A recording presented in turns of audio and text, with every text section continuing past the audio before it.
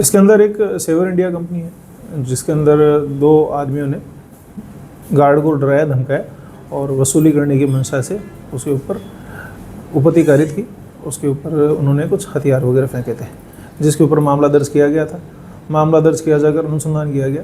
अनुसंधान के दौरान पहचान की गई तो वो थाना क्षेत्र के एक हार्डकोर अपराधी राजू उर्फ राजदीप और उसका एक और हिस्ट्री शीटर भाई मोनी उर्फ मोहन सिंह, जिन दोनों पे करीब 22 और करीब 12-13 मुकदमे दर्ज हैं और सभी गंभीर धाराओं के मुकदमे उनके खिलाफ दर्ज हैं। हत्या का प्रयास, डकैती, चोरी, लूट, नकबजनी, NDPS, excise act, arms act और महिला संबंधी छेड़छाड़ के अपराध इत्यादि। तो उन्हें पकड़ने के लिए हमारी जो टीम है उसने काफ़ी भरसक प्रयास किए, लगातार उनका पीछा किया, CCTV वगैरह से जांच की, साइबर सेल का बहुत इसमें सहयोग मिला और अंत उन्हें पहचान कर हरियाणा स्थित खोरी के अंदर वहाँ पे टीम ने घेर लिया।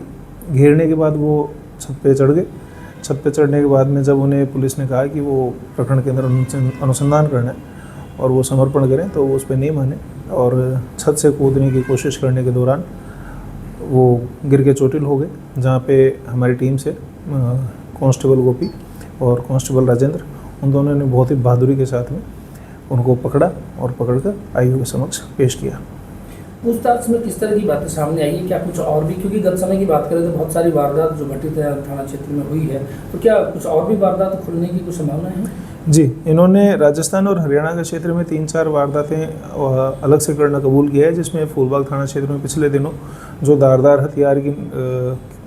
हथियार काम में लेते हुए जो अपराध किए थे, जो लूटपाट की घटनाएं करी थी, उसके अंदर ये शामिल है और इनके साथ में अन्य आरोपी भी शामिल हैं, जिनके लिए हमारी टीम सरगर्मी से प्रयास करे जल्दी गिरफ्तार कर लेंगे। आपराधिक रिकॉर्ड की बात करें तो किस तरह का बैकग्राउंड इनका? ये हार्डकोर अपराधी है, पुलिस थाना भिवाड़ी का, और इसके खिलाफ 22 से ज़्यादा मुकदमे दर्ज हैं और सभी तरह के मुकदमे इसके खिलाफ दर्ज हैं, जिसमें संपत्ति संबंधी अपराधों में मुख्यतः नकबजनी, चोरी, लूट और डकैती, इसके अलावा महिला संबंधी अत्याचार जो होते हैं, छेड़छाड़ आदि के, वो मुकदमे भी हैं।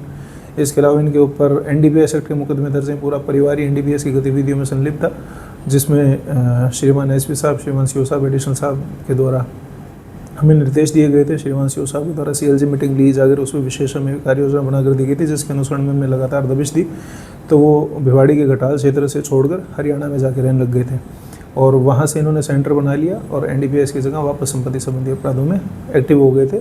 आर्म्स एक्ट में भी बंद हो चुके थे, क्योंकि इस ऐसे अपराधों में डराने धमकाने के हथियारों का प्रयोग करते थे, इसलिए इनके आर्म्स एक्ट के मुकदमे दर्ज हैं और सभी गंभीर धाराओं में इनके खिलाफ मुकदमे दर्ज हैं। गत दिनों घटियाल क्षेत्र में एक नशे के खिलाफ एक स्थानीय लोगों की तरफ से एक आंदोलन चलाया गया था। उसके बाद में एक वीडियो वायरल हुआ था जिसमें एक धारदार हथियार लेकर के लोगों की तरफ दौड़ते हुए या उन पर लहराते हुए नजर आया था। क्या ये वही आरोपी?